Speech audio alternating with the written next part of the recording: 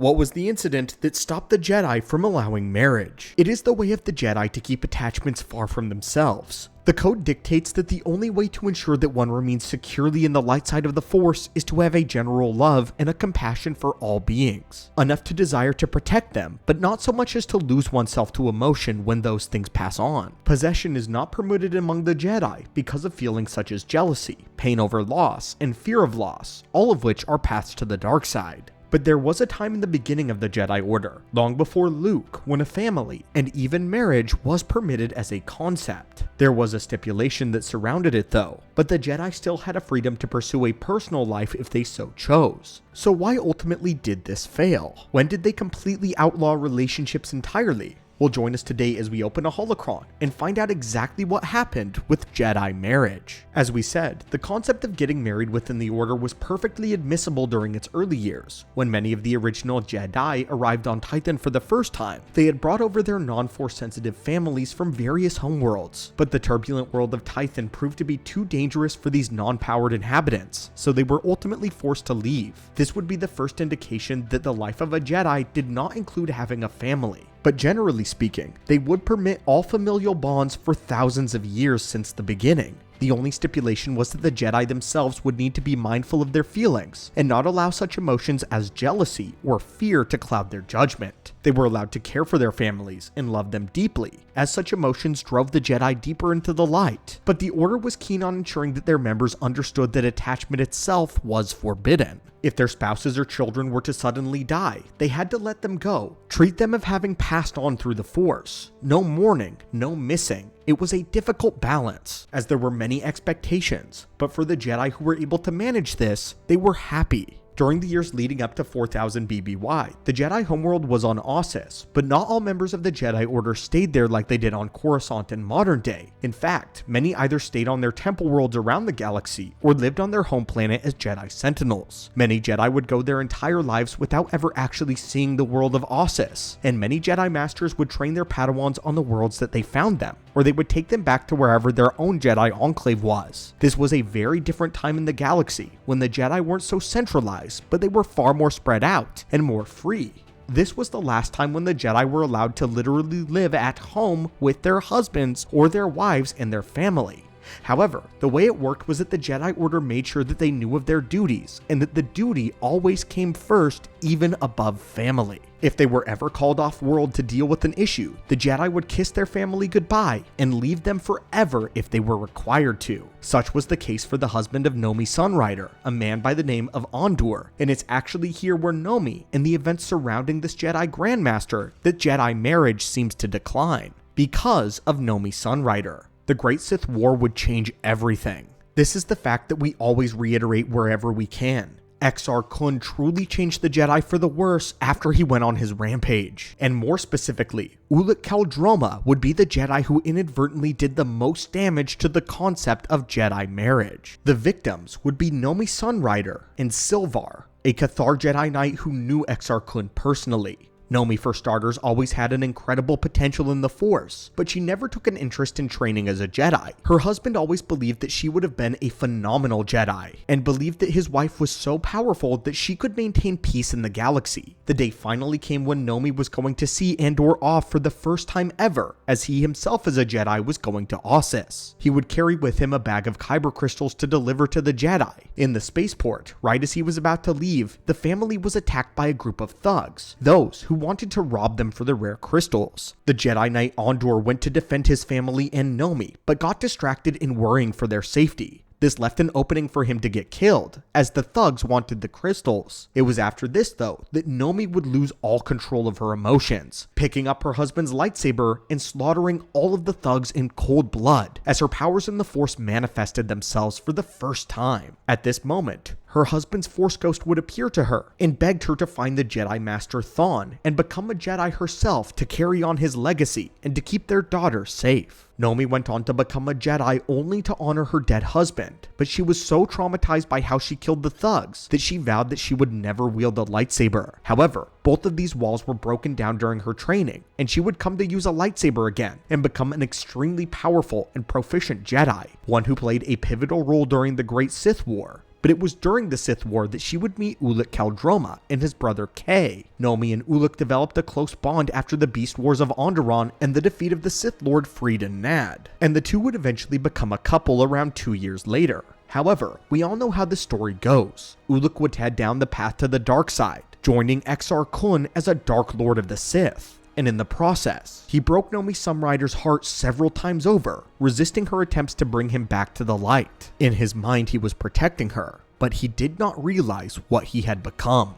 The fateful day would come when Ulic would slay his own brother in Kay in a fit of rage, and Kay and Nomi had developed a close friendship of their own while trying to get Ulic back to the light. When she saw Ulic do something this unforgivable though, butchering his own brother in cold blood, she unleashed her emotions in the Force once again.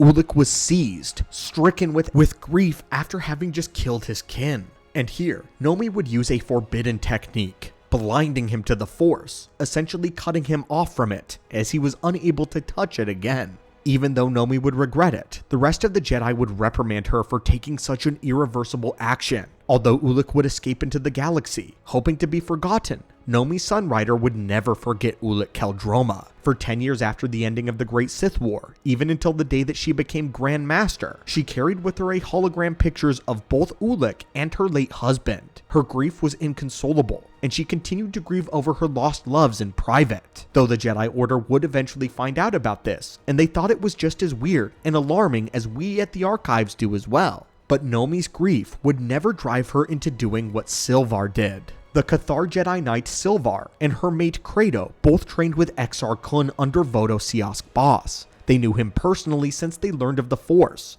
as he was knighted with them. But while Credo idolized Exar Kun, Silvar didn't like his disrespectful attitude towards their Jedi Master. This came to a head one day during what was supposed to be a sparring session, when Silvar would slash Exar Kun across the face with her claws, giving him a permanent scar. Once Exar Kun fell to the dark side, Credo would follow alongside him, as other Jedi fell as well. He still thought the world of Exar because of how talented in the Force he was, and he genuinely believed that Exar Kun was paving a new path for the Jedi to follow righteously. But little did Credo know that he was being corrupted the entire time. Silvar never gave up the search for her mate in Credo, demanding to know where he was anytime she saw either Ulic or Exar. But unfortunately, Exar Kun would sacrifice Credo during the destruction of Ossus, allowing the former Jedi and old friend to die on the same ship that destabilized the Star Cluster, causing the devastation of the library.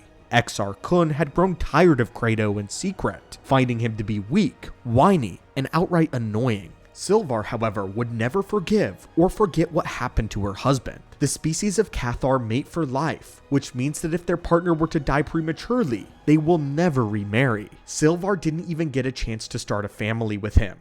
In the 10 years following the end of the Great Sith War, her pain over his loss would stew into bitterness. She blamed Ulic and desired for him to face public justice. In her eyes, Exar Kun was dead and Ulic was still at large, going unpunished for his crimes. She in truth would never know how much he suffered by not feeling the Force and living with the guilt of his actions. Silvar's bitterness became hatred, and she quickly started falling to the dark side. She would take great pleasure in hunting and killing animals with her bare hands, but nothing ever satiated her bloodlust for revenge. Silvar took her vengeance and would eventually track down Ulic, who was in the middle of his redemption. She forced him into a duel even though Ulic couldn't even fight her properly since he did not possess the Force any longer. She nearly killed him in her anger before he managed to show her that she had become a slave to her feelings, the same way that he had. And although Silvar never landed the final blow, her grief and bitterness had come all too close to consuming her. 50 years later, by Revan's era, the Jedi Order had become extremely dogmatic, largely due to the loss of their world of Ossus. Because of their fear of attachment and the fall of the dark side of Exar Kun and Ulic Qel-Droma, they forbade marriage officially.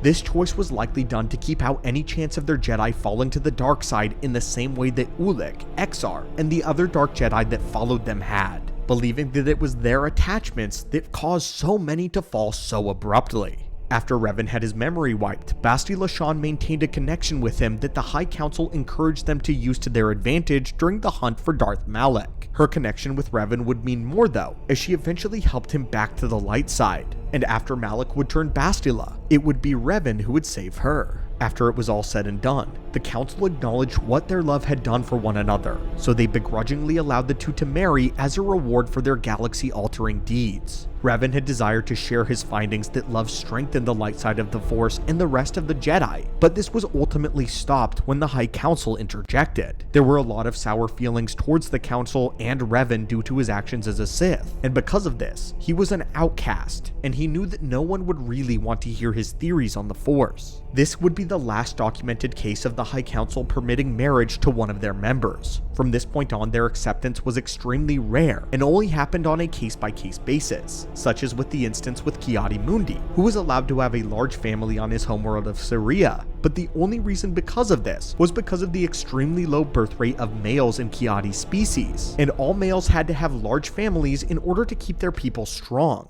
Since this was a matter of survival, the Jedi Council unanimously voted to allow Ki-Adi-Mundi to have a family on the single condition that he form no attachment. And indeed, though he loved his wives and daughters, he would be forced to let them go when they were all murdered during a raid of his homeworld, where Ki-Adi felt little to nothing, proving that he had held true to his word.